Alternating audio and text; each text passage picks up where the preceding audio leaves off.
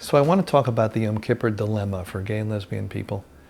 You know, Mincha, the afternoon service, not the most well attended of the Yom Kippur services, but a powerful one.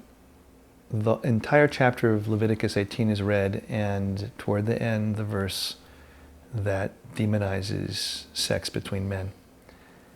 When I was a younger man in my 30s, I would go to synagogue, put the tallis over my head and weep while that verse was read on Yom Kippur. There were years that I could barely contain the tears, and at some point I decided to add protest. I stood up. I don't know what it meant. And then finally I couldn't even cry anymore.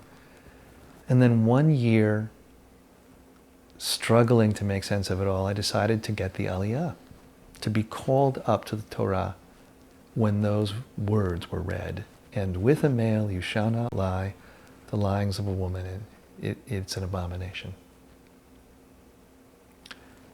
I walk up to the bima, to the lectern, and my hands are sweaty.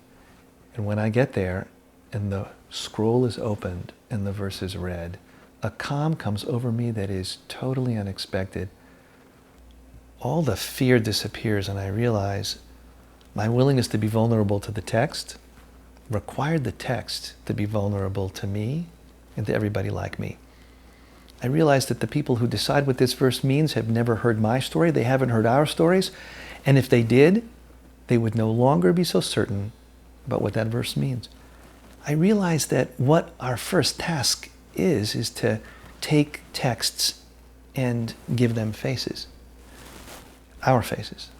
When our stories are told in the midst of the learned, the rabbis who make these decisions, and when they begin to recognize that among their own flesh and blood, among their students, among their teachers, their friends, are gay and lesbian people, then the letters will become faces, and the very shape of the meaning of the verse will change.